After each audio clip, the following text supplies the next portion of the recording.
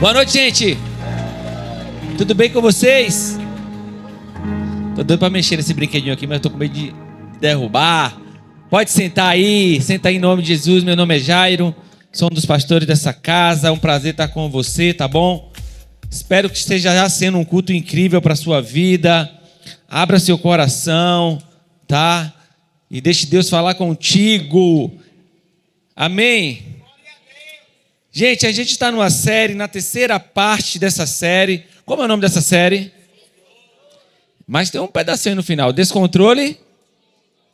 Aí virou línguas estranhas, né? Ainda faz. Descontrole. O que te controla? E a gente tratou, no primeiro domingo, o nosso pastor Jonatas, ele falou a respeito de 7 sinais da influência de Mamon na vida de um crente, na vida de uma pessoa.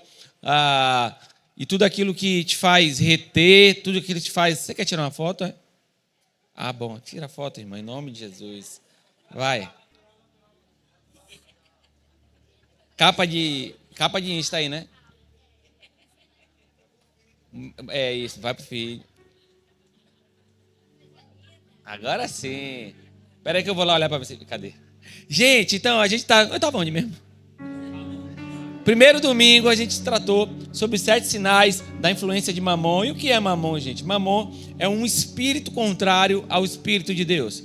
Então a gente tratou sobre, ou você está sobre a influência de Mamon, ou você está sobre a influência de Deus na sua área, na sua vida financeira, em algumas áreas da sua vida, certo? E a gente trouxe 7 sinais a respeito para você avaliar isso. No domingo passado, a gente falou sobre os 4 princípios da mordomia. A gente entendeu que tudo que nós temos, Deus nos deu para administrar, mas na verdade não é nosso, é de quem? Vamos, gente. É de Deus. Então, tudo que nós temos, seja a sua família, seja um bem material, seja o que for, na verdade Deus te deu para você administrar. Porque se você entregou a sua vida para Ele, tudo que você tem é dele. Então você precisa administrar como um mordomo da fé, como alguém que entende que vai prestar contas a Deus de tudo que está sobre a sua responsabilidade. A gente tratou disso no domingo passado. Pastor, e nesse domingo, o que nós vamos falar? Nós vamos falar de uma coisa maravilhosa, que todo mundo aqui, ninguém tem problema com isso. Todo mundo é bem resolvido, tá bom? Nós vamos falar sobre fidelidade nos dízimos. Eita glória! Tinha que ser eu para falar disso, rapaz. Tinha que ser eu. Não podia ser outra pessoa. É porque eu choro rindo e dou risada chorando. Aí ninguém sabe se eu estou triste ou estou chorando. Entendeu? Então tinha que ser eu para falar sobre isso. Vamos lá, sessão vulnerabilidade. Quem aqui... tem que ser sincero, tá bom? Quem aqui já pensou, já falou, ou ainda pensa, ou ainda fala assim: eu não dou dízimo porque os pastores tudo é ladrão. Pode levantar a mão. Ó lá atrás, tá vendo? Se você não levantou a mão, você está em pecado. Você já pensou? Eu sei disso. Boa noite, gente. Sou pastor e não sou ladrão, tá bom? Gente, deixa eu falar. Porque provavelmente você criou esse conceito sobre isso. Porque provavelmente ou você aprendeu da maneira errada, ou provavelmente você teve uma experiência errada, ou de alguma forma você presenciou alguma atitude equivocada de alguém que marcou você. E o seu coração se travou para isso. Mas deixa eu te falar, pastor, o que quer dizer dízimo? Antes que a gente entre aqui no conceito e a gente aprenda, hoje vai ser uma sessão Conexão Ensino aqui em cima, tá bom? Então, preciso que você esteja com seu papelzinho aí, com caneta, com bloco de notas, para nunca mais você ficar bloqueado em relação a isso. Mas por que muitas vezes você travou sobre isso? Porque provavelmente sua experiência foi equivocada sobre isso. E logo seu coração travou. Mas deixa eu te falar, dízimo, irmão, você vai aprender nessa noite que não está relacionado ao seu bolso, mas tem tudo a ver com o seu coração.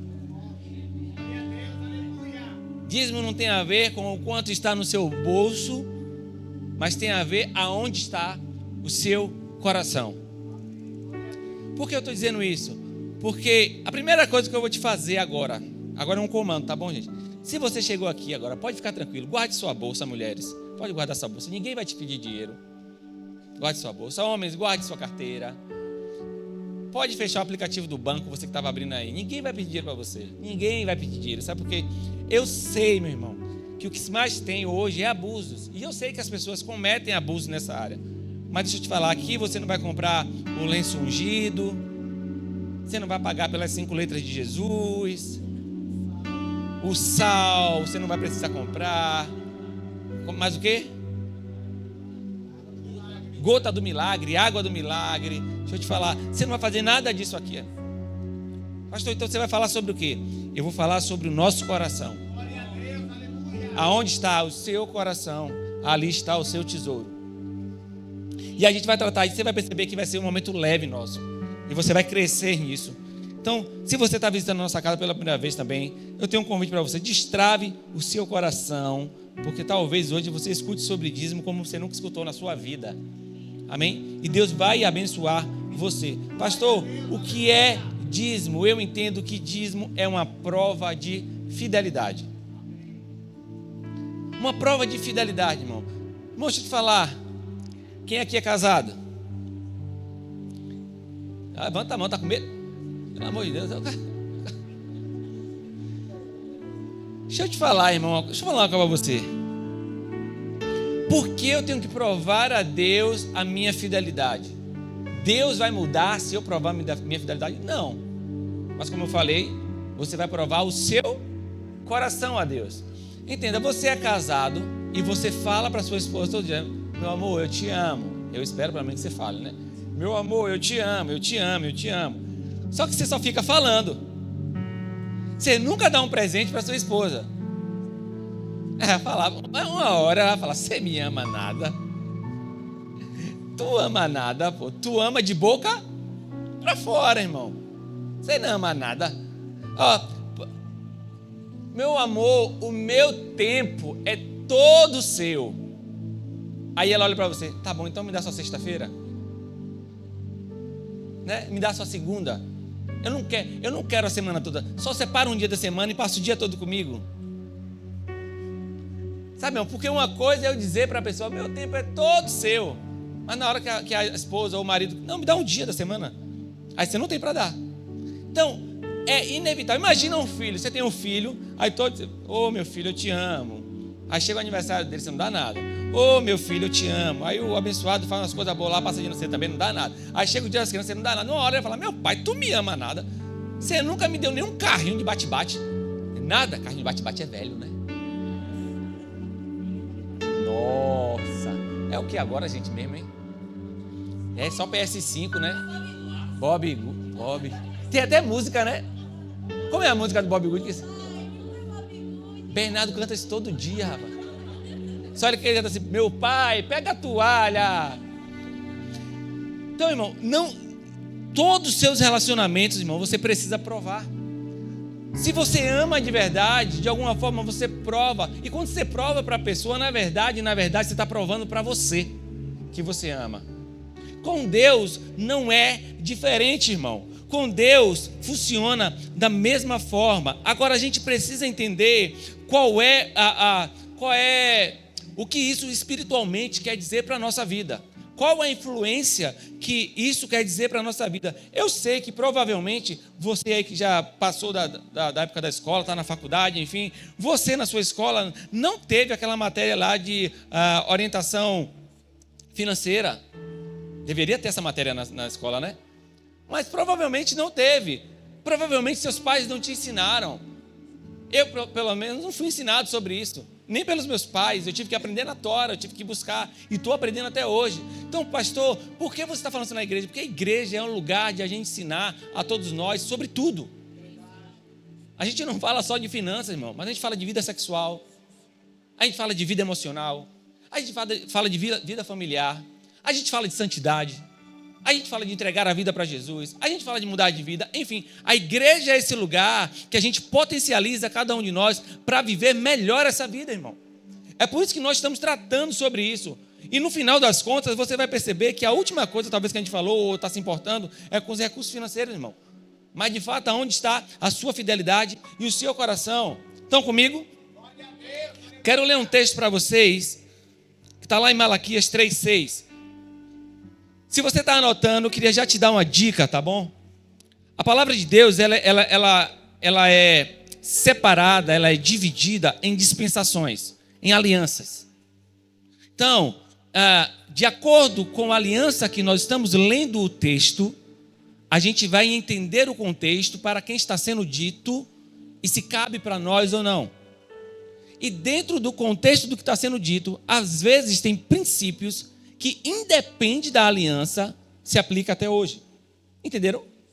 Então, por exemplo, esse texto aí, ele está na aliança mosaica. O que é a aliança mosaica? A aliança que a gente conhece, a mais famosa, a aliança da lei, dos 10 mandamentos, né?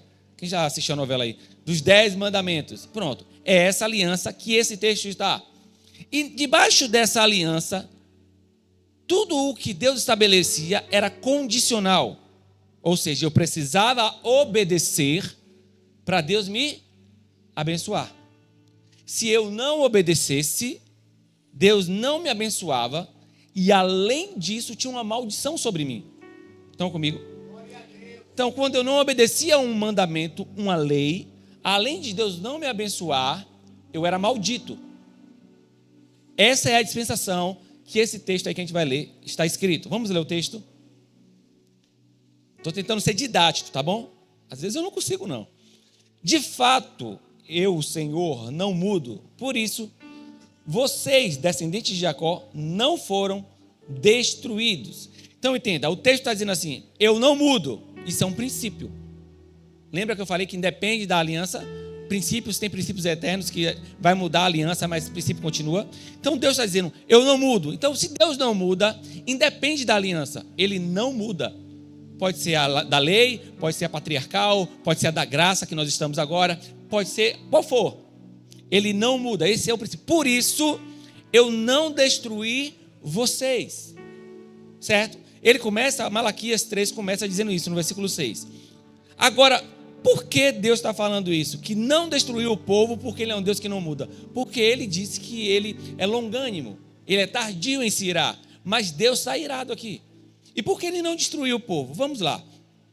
Malaquias 3, 7 a 9 vai dizer assim: desde o tempo dos seus antepassados, vocês se desviaram dos meus estatutos e não lhes obedeceram. Voltem para mim e eu... Vamos lá, gente. É uma condicional. Volte para mim, que eu vou voltar. Existe uma condição aí. Na graça e na aliança que nós estamos, Jesus disse assim: eis que estarei convosco. Vamos lá? Todos os dias. Romanos 8 vai dizer: nem profundidade, nem altura, nem largura, nem anjos, nem principados, nada poderá nos separar do amor de Deus. Perceba que na aliança do Espírito, na aliança da graça, não existe uma condicional. Deus estabeleceu: eu estou com você todos os dias, e ponto. Independe de você. É uma escolha dele. Eu vou estar com vocês. Quando eu errar, eu vou estar com vocês. Quando eu acertar, eu vou estar com vocês. Entende? Aqui Deus está colocando uma condição. Se você voltar para mim, eu volto para você. Amém? Aí o texto continua. Vamos lá, me ajude. Diz o Senhor dos Exércitos: mas vocês perguntam, como voltaremos? Pode um homem roubar a Deus? Contudo, vocês estão me roubando. Ainda perguntam, em que te roubamos? Nos dízimos e nas ofertas. Vocês estão debaixo de grande maldição, porque estão me roubando, a nação toda está me roubando. Amados, vamos lá, antes de a gente partir para o 10 e o 12. Então o texto está dizendo que aquele povo estava afastado de Deus, e Deus está dizendo: se vocês voltarem para mim, eu volto para vocês. Aí ele está: como nós vamos voltar a Deus? Eu não estou entendendo o que ele está fazendo. Aí Deus está dizendo: pode um homem roubar a Deus? Contudo, vocês estão me roubando nos dízimos e nas ofertas. Ou seja, a condição aqui para que aquele povo voltasse para Deus e Deus voltasse para ele, é que aquele povo parasse de roubar a Deus. Como? Devolvendo os dízimos e devolvendo as ofertas. Então, aqui nesse contexto, Deus está colocando uma condição. Qual é a condição? Do bolso. Quando você se converter no seu bolso, eu volto para você. Irmão, qual é a exegese desse texto aqui? Qual é o contexto? Esse texto aqui é escrito para israelitas, para judeus. É a lei, está debaixo da lei, e ele está escrevendo para os israelitas, para os judeus. Olha, vocês estão debaixo dessa aliança, e debaixo dessa aliança vocês precisam obedecer. Se vocês nunca leram Deuteronômio 28, leiam, anote aí. Deuteronômio 28 está a primícia da lei. E ele começa dizendo assim, ó, bendito serás na entrada, se atentamente ouvir a minha voz e me obedecer, bendito serás a sua entrada, bendito será a sua saída. Tudo que você fizer prosperará. Aonde você plantar, prosperará. Aonde seus pés tocarem, prosperará. Aonde sua mão tocar. E ele vai dizendo, tudo. Mas, se vocês não me ouvirem, se vocês não me obedecerem, tudo que você fizer não vai dar certo. Eu colocarei praga. Ele começa a dizer as maldições. Ou seja, Malaquias está no mesmo contexto de Deuteronômio, uma condicional. Ou seja, para que Deus me fizesse prosperar, eu precisava obedecer às leis. E aqui foi escrito assim. Agora, para nós, para eu ser abençoado nessa aliança, a única maneira de eu ser abençoado é quando eu tenho um encontro com Jesus. Quando eu tenho um encontro com Jesus, essa é a condição espiritual para eu me tornar abençoado. Efésios 1:3 vai dizer que nós já somos abençoados com todas as sortes de bênçãos em Cristo Jesus. Ou seja, nós já somos, nós não fazemos para ser. Lembra Malaquias dentro do contexto da lei? Eu faço para ser. Efésios é, eu sou, por isso eu faço. Estão comigo? Então, em Malaquias é, eu faço e mostro para Deus o que sou. Em Cristo é, eu sou e por isso, inevitavelmente, eu faço. Ou seja, a minha identidade muda e agora tudo que eu faço fora da minha identidade já não consigo mais fazer naturalmente. Então, se você conhece algum cristão avarento, se você conhece algum cristão que retém, ele está lutando contra a identidade dele nova. Porque a identidade nova em Cristo é alguém liberal, alguém que abençoa, alguém que não retém, alguém que se importa. Estão comigo? Glória a Deus, aleluia. Então, esse contexto aqui foi escrito para ele. Deixa eu falar uma coisa para você. Vocês conhecem algum judeu? Quem conhece algum judeu aqui? Tem algum judeu aqui? Descendente de judeu? Irmão, te falar uma coisa. Eu conheço alguns, conheço vários. Eu não conheço um judeu pobre. Não conheço um judeu pobre, irmão. Ah, pastor, por que ele não é pobre? Deixa eu te falar, esse texto aqui é escrito para judeu, irmão. Até ele receber Jesus. Se ele não receber Jesus, ele não vira igreja. Qual é a meta de Deus? Que todo mundo vire igreja. Receba Jesus. Só que, enquanto o povo não recebe a Jesus, mesmo o judeu, ele é da raiz judaica. E essa palavra está sobre a vida dele. Judeu prospera porque existe uma palavra de Deus sobre a vida dele, irmão. Se você me obedecer, eu vou abençoar você. Tem judeu, irmão, que nunca entrou numa sinagoga, mas é dizimista. Tem judeu que nunca nem fala da religião dele, mas ele conhece o princípio, ele conhece a bênção que está sobre a vida dele. Ele dizima. Logo, Deus está preso à palavra dele, porque ele é fiel à palavra dele, e ele abençoa esse judeu. Pastor, se o judeu que cumpre a lei para ser abençoado prospera, e nós, igreja, como nós fazemos? Qual é o nosso contexto, irmão? O judeu, para ser abençoado, ele está na dependência da obediência. Nós estamos na dependência da obediência de Cristo. Por quê? Porque nós não precisamos necessariamente cumprir a lei para ser abençoado, irmão. Nós somos abençoados em Cristo Jesus. A prosperidade que está em nós agora, lembra de João 10:10? Eu vim para que tenham vida e a tenham em abundância. Então, se para o judeu ele precisa obedecer à lei para ser abençoado, nós em Cristo precisamos seguir Cristo. Uma vez que estamos debaixo de Cristo, já somos abençoados. Já somos prósperos. Então, na verdade, é entender aonde entra a parte do dízimo para nós como igreja. E para que a gente entenda isso, irmão, a gente precisa citar quando o dízimo foi citado pela primeira vez na Bíblia, na palavra. Todas as vezes que você quiser conhecer sobre qualquer assunto na palavra de Deus, você precisa ir à primeira referência. Quando foi citado a primeira referência sobre isso? E não foi na lei. Foi em Gênesis, com Abraão. Na verdade, Abrão ainda. E eu queria que vocês entendessem isso comigo, porque isso vai fazer total diferença para a sua vida, irmão. Pastor, deixa eu te falar. Tá bom, eu até sou dizimista. Pastor, tudo bem, eu até entendo que precisa dizimar. Pastor, eu colaboro com recursos financeiros. Mas, de fato, o que isso vai mudar na minha vida? De fato, o que isso vai mudar no meu coração? Eu ser ou eu não ser? Sabe, eu tenho ensinado a meu filho a ser generoso, porque generosidade se ensina. Generosidade se ensina. E eu lembro que às vezes ele está com alguns brinquedos lá, e vira e mexe, eu falo, e aí pai, está na hora de a gente ofertar, né?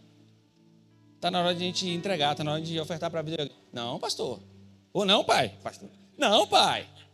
Não, pai, esse brinquedo aqui eu gosto demais. Né, ele tem chuteiras, né? Chuteira, eu falo, vamos ofertar essa chuteira aqui, ele gosta muito de futebol. Não, pai, mas chuteira, pô. Essa chuteira não. Eu falo, e aí, cara, generosidade, bora. Eu sei que a gente acaba ofertando, irmão. Sabe o que eu estou fazendo nele? Eu estou treinando o coração dele a não ser avarento. Estou treinando o coração dele a entender que nada é dele, ele só administra. Talvez para você isso seja besteira, irmão. Mas eu quero te dizer que coisas na sua vida podem estar travadas porque você não ativou alguns princípios. Talvez não seja na área financeira, e aí só você pode identificar.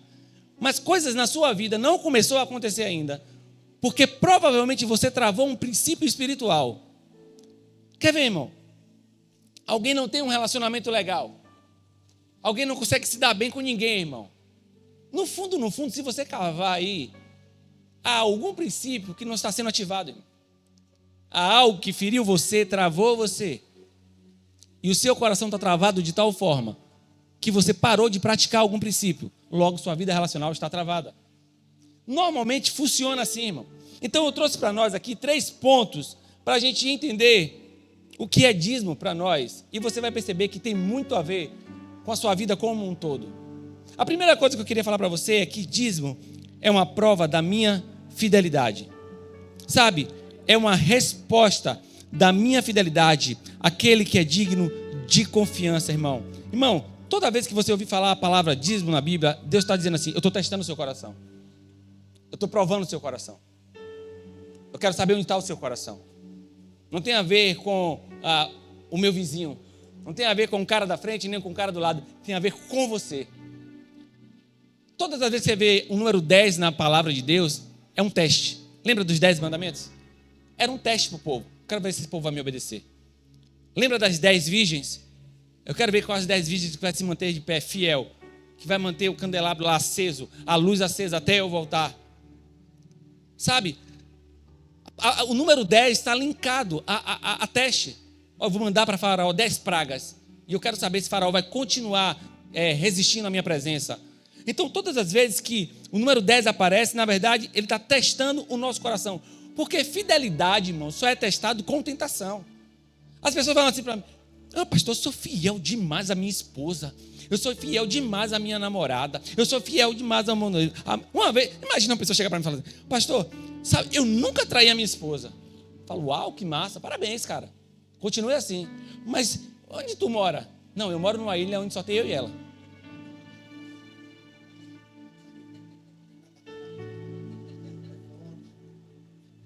Não tem fidelidade aí. Porque fidelidade é testado com tentação. Você só pode ser fiel quando tem tentação, irmão. Se não tem tentação, não tem fidelidade. É muito fácil ser fiel. Só tem ela de mulher lá, pô. Só tem ela de mulher lá. Você entende isso, irmão? Então, fidelidade é testado com tentação. Sabe qual é a tentação, irmão? Quando você recebe o seu recurso no final do mês ou no começo do mês, você olha para ele e fala, tenho tanta coisa para pagar, Senhor. Meu Deus do céu. Sabe de uma coisa, Deus? Eu vou pagar tudo aqui e o que sobrar, eu te dou. Mas deixa eu dizer, irmão, Deus te deu sobra? Glória a Deus, aleluia. Deus te deu sobra? Fala a Deus. Pastor, eu não creio nos 10%, então tu está dando mais do que 10%, né? Porque a aliança que a gente está é superior à antiga. Se você falar para mim que dízimo é da lei, e a gente vai falar desse ponto daqui a pouco, Então, a aliança que a gente está esperando, então tu dá mais que 10, né? Sabe por quê, irmão? Deixa eu te falar. Entregar, dar, não tem a ver com o quanto você ganha, irmão. Tem a ver com o quanto você se converteu em Jesus. Glória a Deus, aleluia. Tem um cara que fala assim para mim, uma vez, eu já escuto de tudo, né? Pastor, eu não posso dizimar. Eu falei, por que você não pode? Eu entendo se você não quer, sabe por quê? E a gente vai chegar lá. Você não está mais debaixo da lei e não existe uma maldição sobre a sua vida se você não fizer. Isso aqui não é debaixo do medo não, irmão. Quem age no medo não está aperfeiçoado no amor. Glória a Deus, aleluia. E eu vou dizer daqui a pouco de que forma a gente dizima. A gente vai chegar lá, sabe? Mas o que eu estou dizendo para você é, pastor, eu não tenho, pastor, como dizimar. Sabe por quê? Porque o valor que eu ganho, assim, todas as minhas contas, elas pedem isso. Mas quando eu ganhar mais, fica tranquilo. Fica tranquilo que eu não vou faltar. Aí eu falo, quando tu ganhar mais, tu vai estagnar suas contas, não vai ter um melhor carro, não vai pagar uma escola melhor para seu filho, não vai morar num lugar melhor, sabe por quê? Porque agora vai sobrar dinheiro. É assim que acontece, irmão? Não é, irmão.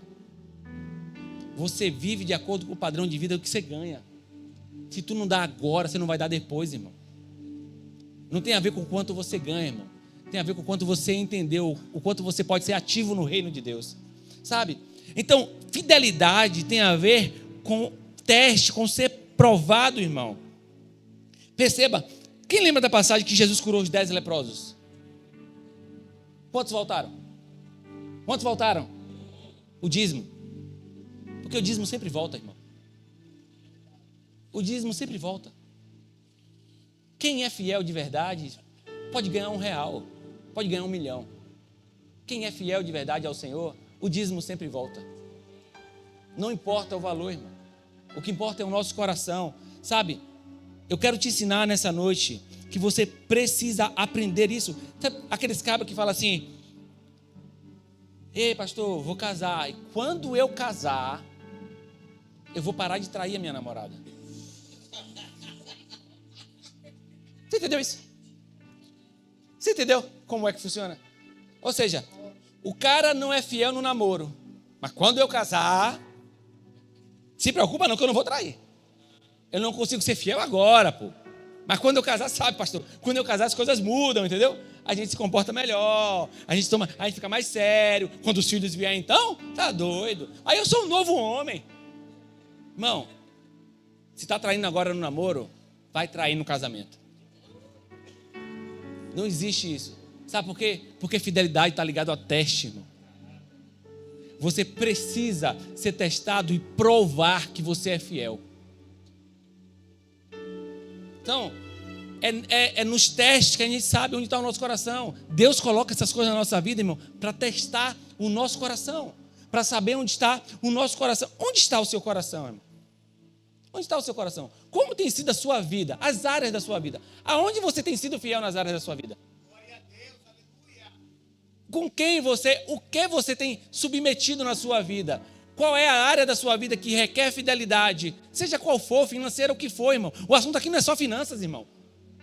Seja o que for na sua vida que requer fidelidade. E toda vez que você é testado, você falha. É momento de você começar a rever, irmão. Sabe aquele cara que fala assim, olha só, eu trabalho de CLT, mas não sou honesto não, mas quando tiver a minha empresa,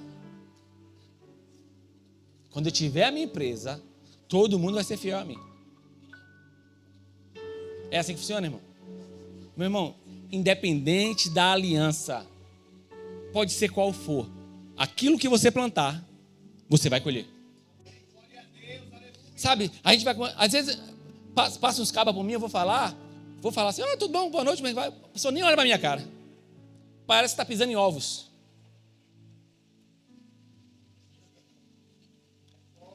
Aí demora um tempo, a pessoa volta e fala, pastor, ninguém fala comigo. Ninguém me dá atenção. Aquilo que você planta, você colhe, irmão. Você entende? Você quer colher empatia, mas não é empático. Você quer colher amor, mas não ama ninguém. Você quer colher uma oração quando você está precisando, mas tu não ora por ninguém. Você entende isso?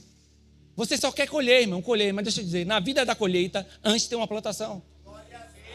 Eu quero ser próspero. Está plantando o quê, irmão? Está plantando na vida de quem? Está mudando a história de quem? Está crendo em quê? Irmão, é inevitável. Aquilo que você planta, você vai colher. Estão aqui ou foram embora? O aleluia, o glória a Deus vai diminuindo, né? Mas vai dar bom. A segunda coisa que eu queria falar para vocês.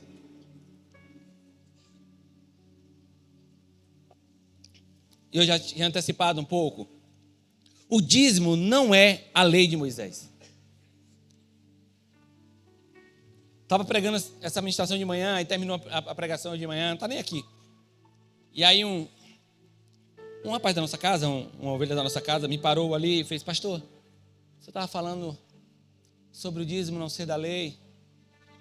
E Deus, o Espírito Santo falou no meu coração a respeito do que eu tenho feito com tudo que eu tenho. Qual o tempo que eu tenho disponibilizado? Qual o tempo que eu tenho disponibilizado para as pessoas, para o meu tempo com Deus, com as minhas finanças? E eu percebi que não tem a ver com lei, tem a ver com princípios que eu preciso cumprir e eu deixei de cumprir. E eu preciso melhorar nisso. Sabe, amado, deixa eu falar uma coisa para você. Dizimar está vinculado à atitude de um coração que entende que precisa testemunhar quem é a fonte. Você entende isso? Dizimar não está vinculado mais para nós sobre não fazer e ser amaldiçoado.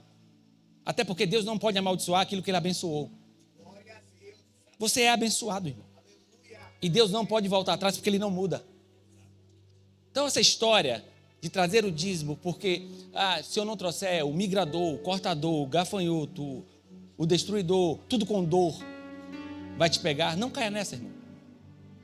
Porque para nós, nessa aliança que nós vivemos, não tem a ver mais com maldição, mas tem a ver com um testemunho de fé. Olha só o que Gênesis vai dizer agora. Gênesis 14, 18 a 20 diz assim: então Melquisedeque, rei de Salém, trouxe pão e vinho. O que é pão e vinho para nós, irmão? Fala mais alto. É ceia. Então Melquisedeque levou ceia para Abraão, não foi isso? E ele era sacerdote do Deus Altíssimo e abençoou Abraão. Ou seja, Melquisedeque trouxe vinho em pão, ceia, e depois abençoou Abraão. Abraão tinha feito alguma coisa já para Melquisedeque? Fala alto, gente. Não. Até agora o texto que a gente está lendo é de Melquisedeque para Abraão. Eu estou levando ceia e eu estou te abençoando. Não é isso que o texto está dizendo? Aí, mediante a isso, abençoou Abraão, dizendo: bendito seja Abraão pelo Deus Altíssimo, Criador dos céus e da terra. Bendito seja o Deus Altíssimo, que entregou os seus inimigos nas suas mãos. Então, Abraão lhe deu o dízimo de... tá bom. Então, Melquisedeque, que era um sacerdote, ceiou com Abraão, abençoou Abraão, e Abraão identificou nele um sacerdote e entregou o dízimo. Alguém pediu para ele entregar? Tinha alguma condição para entregar? Então foi de forma voluntária. De forma voluntária. Sabe qual é o testemunho de Abraão para aquele sacerdote? Eu reconheço que quem está diante de mim é um sacerdote. E eu reconheço que eu só tive triunfo, conquista, vitória na guerra porque o Senhor estava comigo. Eu entrego. Sabe o que é o seu dízimo hoje?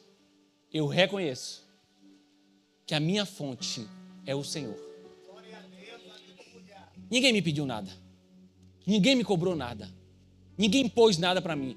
Eu sei, isso aqui é o meu testemunho de fé, que a minha fonte é Deus. Eu sei que não foi a minha força do braço. Eu sei que não foi porque eu acordei cedo. Não, isso faz parte. Mas até porque eu acordei e abri os olhos, foi porque o Senhor estava comigo. Então eu reconheço, Deus, no fim do mês eu estou reconhecendo aqui, Pai, o Senhor é a minha fonte, o Senhor é o meu testemunho. Aqui está o meu testemunho de fé. Eu estou dizendo para Deus, eu só tenho o que tenho, porque o Senhor me deu. É isso que Abraão identificou em Melquisedeque. Porque não tem a ver mais com dispensação ou com aliança. Sabe por quê? Vamos lá. Na lei aqui, ou nessa aliança aqui, esse texto, irmão, foi 430 anos antes da lei. A lei nem existia. E Abraão voluntariamente dizimou. Agora, dentro da mesma dispensação, que é a dispensação patriarcal, a aliança patriarcal, que é a aliança de Abraão, na mesma dispensação, um texto mais para frente, Gênesis 28, 20, vai dizer assim: então Jacó fez um voto dizendo: se Deus estiver comigo, cuidar de mim nesta viagem que estou fazendo, prover-me de comida e roupa, e levar-me de volta são e salvo à casa do meu pai, então o Senhor será o meu Deus, e esta pedra que hoje pus como coluna será a casa de Deus, e tudo que me deres, certamente te darei. Eita, então peraí. A aliança é a mesma. Um dá voluntariamente, o outro coloca uma condição. Deus, se o Senhor me abençoar, eu te devolvo. Se o Senhor for comigo, eu te devolvo. O outro diz assim: não, eu reconheço quem foi que me deu, toma. Perceba que tem uma diferença.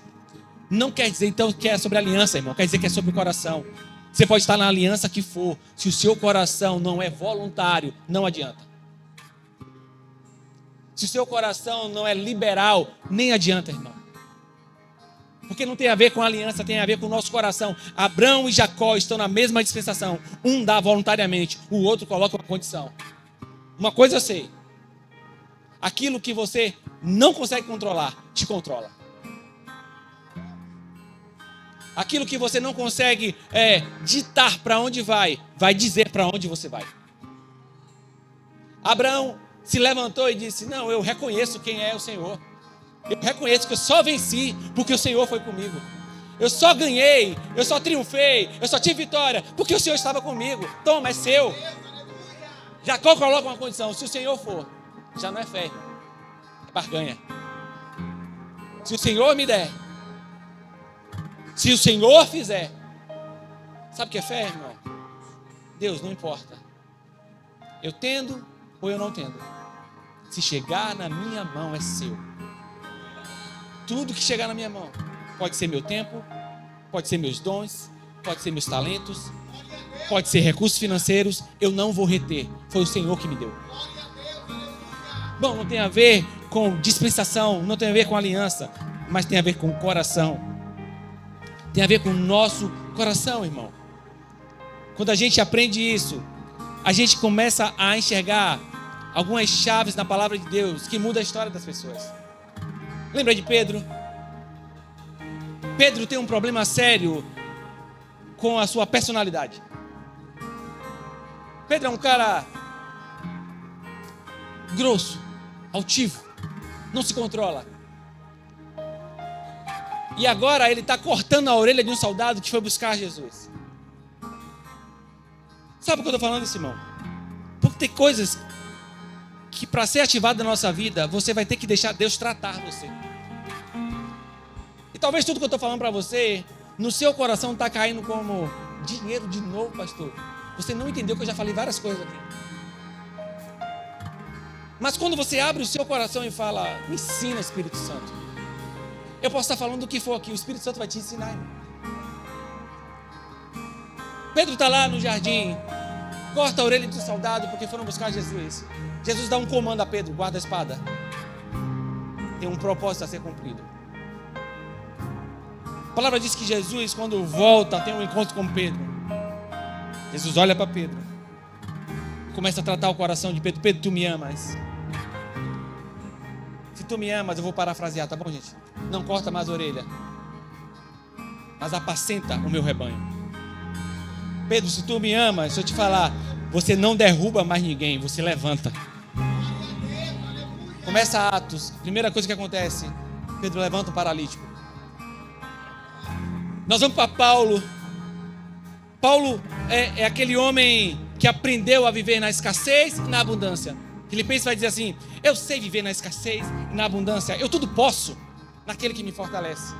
Esse cara que escreveu isso, agora está diante de Deus, falando a Deus: Deus, tem um espinho na minha carne que está doendo muito, eu já orei 3 vezes, tira isso.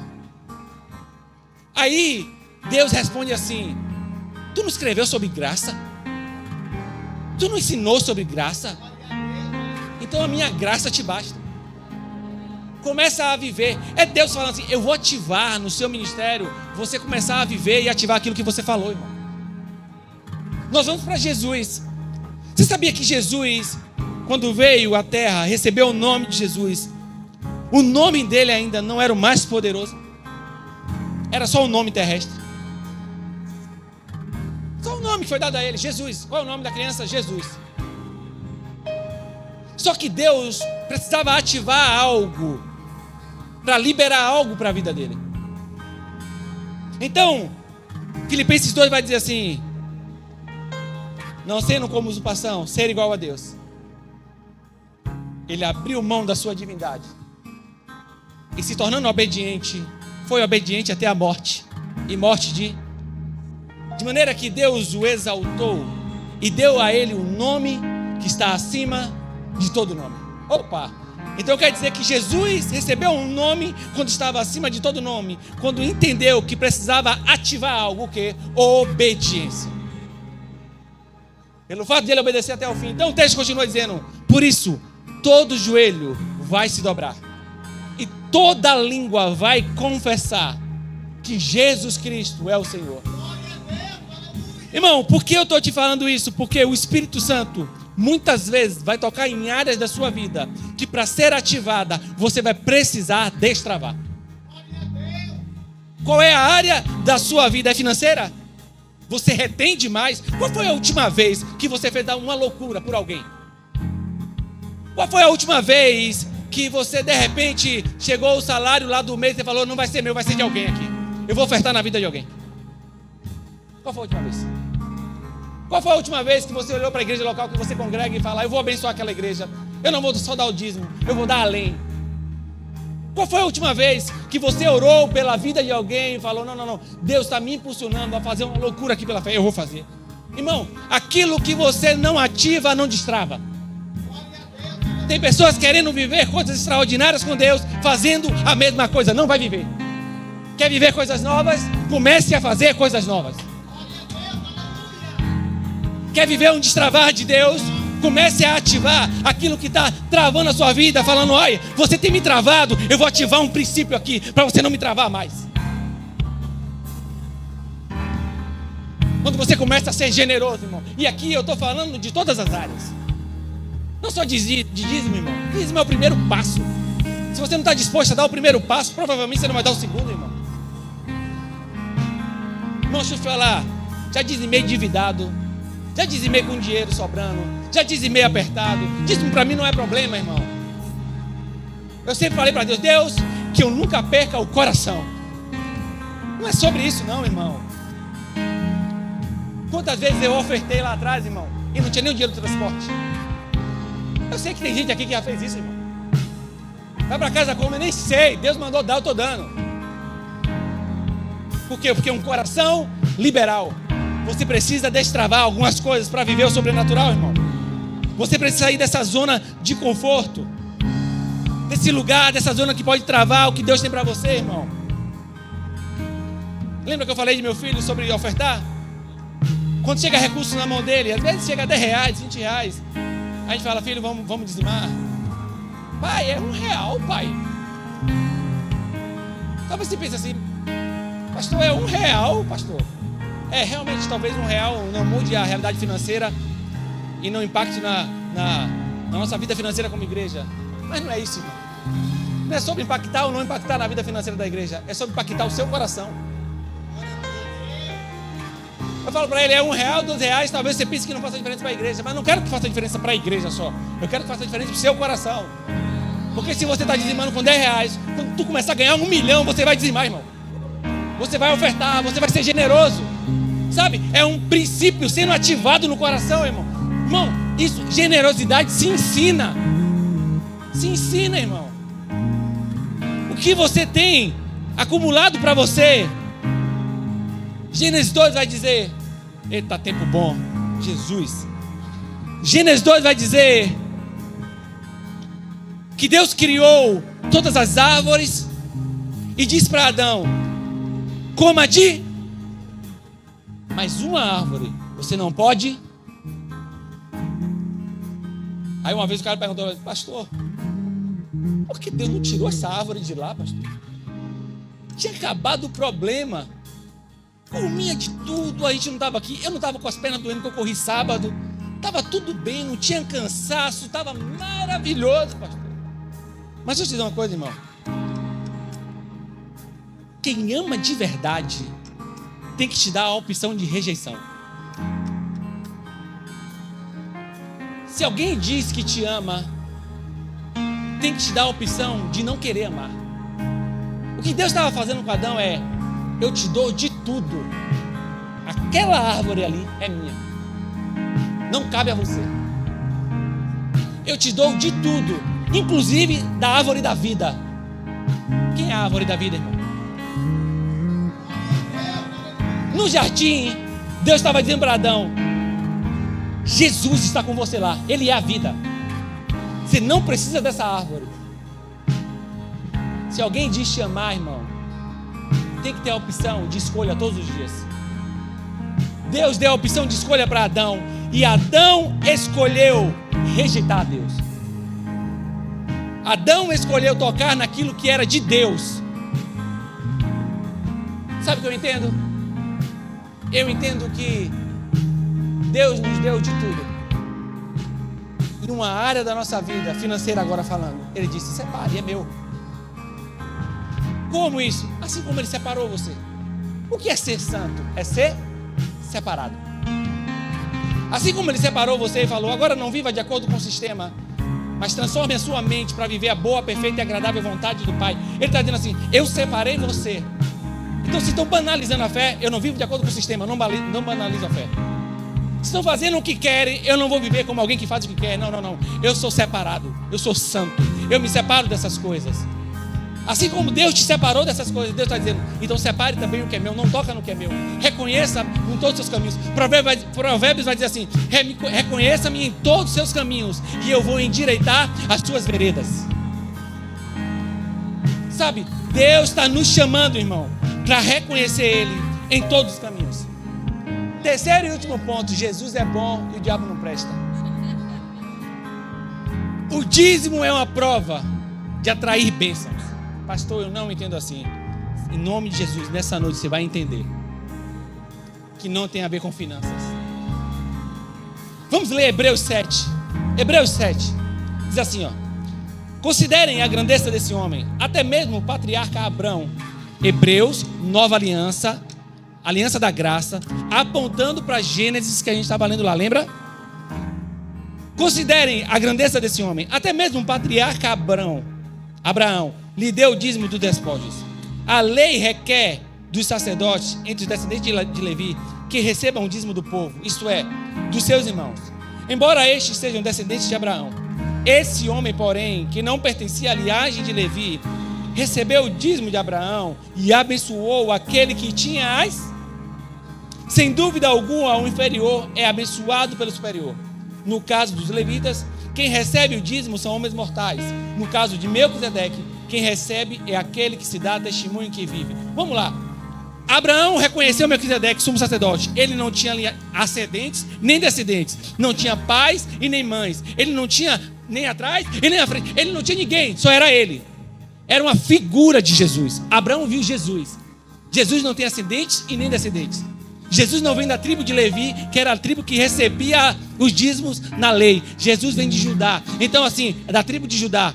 Quando Abraão viu Melquisedeque, ele estava vendo o próprio Cristo. E o texto que a gente está lendo assim está dizendo: como Abraão entregou o dízimo àquele que não morre, nós entregamos a Cristo, que também não morre e está vivo. Você entende?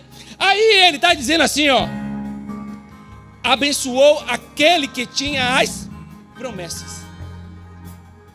Irmão, você já ouviu falar daquele cara que tipo assim: rapaz, esse cara joga demais, ele é uma promessa, esse cara vai ser incrível. Sumiu, nunca mais ouvimos falar. Não tem caso assim? Hoje de manhã cedo, um abençoado gritou assim: Lulinha, jogou no Bahia. Eu falei: misericórdia, esse cara mesmo. Uma promessa, esse cara é bom demais, uma eterna promessa, nunca viram a realidade. Aí Deus está dizendo para Abraão, está dizendo: eu tenho umas promessas. Deus me deu as promessas, mas não adianta as promessas sem a bênção. Eu quero a bênção. Deus abençoou aquele que recebeu a promessa. Irmão, deixa eu te falar, Deus não nos chamou para ser uma eterna promessa. Deus nos chamou para ser realidade. Deus não te chamou para viver uma eterna promessa. Uma eterna promessa nunca acontece. Você é um potencial, você vai estourar, você vai fazer, você vai acontecer. Você é uma bomba no reino de Deus. Uma promessa nunca estoura e nunca acontece. Essa não é a realidade de Deus para você, irmão. Não adianta as promessas sem a bênção. A bênção de Deus é mais importante do que as promessas. Sabe o que Abraão estava dizendo? Eu tenho as promessas, mas se o Senhor não me abençoar, eu vou morrer com a promessa. Irmão, quanta gente tem morrido com promessas e não tem vivido a realidade de Deus, porque não entendeu que mais importante do que ser a bênção ou ter a bênção é viver a bênção. Tem gente que recebe a bênção e não usufrui da bênção, porque resolveu não viver a bênção. Fica de pé, em nome de Jesus.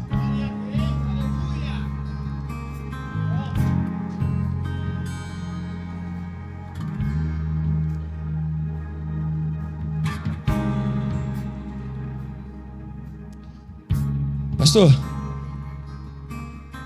Abraão reconheceu Cristo e recebeu a bênção. O que eu faço? Sabe o que você faz nessa noite? Você reconhece Cristo. Pastor, eu preciso de uma vida familiar abençoada. O que eu faço? Reconhece Cristo. Pastor, eu preciso de uma vida emocional equilibrada. O que eu faço? Reconhece Cristo. Pastor, eu preciso de uma vida financeira equilibrada. O que eu faço? Reconhece Cristo. O segredo da sua vida é reconhecer Jesus em todas as áreas da sua vida, irmão. Esse papo de pensar que Deus não está interessado em todas as áreas e nem na nossa finança é papo furado. Está roubando você. Não está roubando Deus. Deus não precisa do seu dinheiro. Está roubando você. Está roubando o seu coração. Está colocando prioridades que para Deus nunca foi prioridades. Sabe o que acontece? Eu vejo pais, mães se acabando de trabalhar e não tem tempo mais para nada. Eu vejo pessoas pensando só em acumular recursos e não entendeu que a vida não é só acumular recursos, meu irmão. A vida é sobre abençoar. A vida é sobre viver para o outro, ser importante para o outro, se importar com o outro. Se você está acumulando riqueza só para você, eu tenho certeza, não está dormindo bem. Qual foi a última vez que você dormiu bem? Qual foi a última vez que você colocou a cabeça no travesseiro e dormiu tranquilo? Porque, meu irmão, Deus chamou você não só para viver as promessas, mas para viver com a bênção. O que eu faço, pastor? Reconhece Cristo. Reconhece Cristo. Reconhece Cristo, irmão. Coloca as coisas no seu devido lugar. Começa a viver além de você. Não para a sua vida em você, irmão. É por isso que eu acredito muito no dízimo. Porque o dízimo é a possibilidade que Deus me dá para ser importante para o outro. O dízimo é a possibilidade que Deus me dá para que eu faça a diferença na vida dos outros, para que o reino cresça. Irmão, diz para mim, quantas pessoas chegam nessa casa secas, mortas, sem esperança e são transformadas? Fruto do quê? Do meu dízimo, do seu dízimo. Fruto do quê? De um coração liberal. No fundo, no final, não tem nada a ver com dinheiro, irmão. Tem a ver com transformar vidas. Tem a ver com mudar histórias. Ah, irmão, eu sei que vocês podem imaginar, mas se eu te contar metade das histórias da nossa casa, você jamais questionaria quando o vencimento batesse na sua conta, irmão. Porque você ia entender, não é sobre mim, é sobre um lugar que está fazendo diferença na vida das pessoas. É sobre ser igreja, irmão. É sobre acolher, é sobre amar, é sobre trazer para perto, É sobre parar de olhar para o próprio umbigo e começar a olhar para o outro com empatia, com amor. É isso que um coração convertido começa a entender e começa a praticar. Pastor, o que eu faço? Reconhece Cristo. Só reconhece Cristo. Sabe o que eu oro? Eu oro para que mais 10 leprosos talvez apareçam e sempre esteja voltando um. Se a cada 10 leprosos que aparecer volte um, a gente vai fazer a diferença. Perceba, a bênção da cura foi para os 10. Como eu falei, não há maldição para aqueles que estão em Cristo Jesus. Deus não restringiu a bênção da cura só para aquele que voltou. Nosso Deus não faz isso. Ele abençoa a todos. Mas o coração que entendeu o propósito de vida volta. Sabe, se eu estivesse no lugar daquele cara, talvez eu falasse: Jesus, eu voltei porque aonde eu estava, ninguém me aceitava. Jesus, eu voltei porque aonde eu vivia, ninguém me queria perto. Eu fui rejeitado pela sociedade. As pessoas não me davam espaço. Eu não tinha lugar de fala. Eu não tinha como ser compreendido. O Senhor me recebeu leproso. Eu não tinha como não voltar. Sabe o que é a nossa contribuição financeira aqui? Jesus, o Senhor me recebeu com todas as minhas mazelas. Eu não tenho como não voltar. Aonde é na sua vida? Qual é a área da sua vida que você precisa reconhecer Jesus? Enquanto a gente canta, eu oro para que o Espírito Santo fale ao seu coração, em nome de Jesus. Eu queria fazer uma oração. Ainda não é um apelo, é uma oração. Se você chegou na nossa casa, é um momento de você ser corajoso, sabe? Não comigo, mas com Deus. Essa oração é para os corajosos ou para as corajosas. Se você chegou aqui, pastor, eu já ouvi falar desse assunto e eu travei o meu coração em relação a isso, porque eu vivi coisas erradas, eu experimentei coisas erradas, eu vi coisas erradas, ou eu tinha um entendimento equivocado sobre esse assunto, então isso travou o meu coração. Mas nessa noite eu quero liberar o meu coração por causa do reino. Eu quero liberar o meu coração para experimentar ser alguém que faz diferença no reino também nessa área. Eu queria orar por você. Sabe, eu queria liberar algo para você de Deus, algo que eu vivo, algo que eu experimento. Eu queria liberar de Deus para a sua vida, com toda humildade do meu coração. Eu sinto que Deus tem chamado alguns aqui para destravar o coração e começar a viver essa bênção que é contribuir, patrocinar o reino de Deus com os recursos que Deus tem lhe dado. Deus tem te chamado, irmão, para um compromisso. Nosso Deus é um Deus de compromisso, irmão. Ele tem tanto compromisso com você que Ele não te abandona. Eu queria orar, mas eu não queria fazer uma oração retórica, sem saber para quem eu estou orando. Eu queria desafiar você. Eu estou falando com você que quer uma oração, falando assim: pastor, eu entendi e eu quero ser essa pessoa. Eu não vivia isso, mas agora eu quero passar a viver. Eu entendi. Você pode levantar sua mão e dizer: pastor, ora por mim? Ora por mim. Eu vejo sua mão, filho. Eu quero orar por você. Eu quero orar pelo seu coração. Eu quero orar pelo seu coração. Eu quero orar por vocês. Eu quero orar. Eu quero orar. Eu não sei qual foi a experiência de vocês, financeiramente falando, sabe? Mas deixa eu te dizer, tem muita gente que ama Jesus, que se importa com o reino. Tem muita gente que usa recursos da maneira certa, que não abusam das pessoas, que fazem com que o reino de Deus cresça. E vocês estão levantando a mão de coração aberto, vocês vão ser esses patrocinadores. Deus vai chegar com recursos na vida de vocês, porque vocês estão entendendo que não é sobre vocês. Pai, eu oro em nome de Jesus. Se você quer essa oração também, pode levantar a sua mão.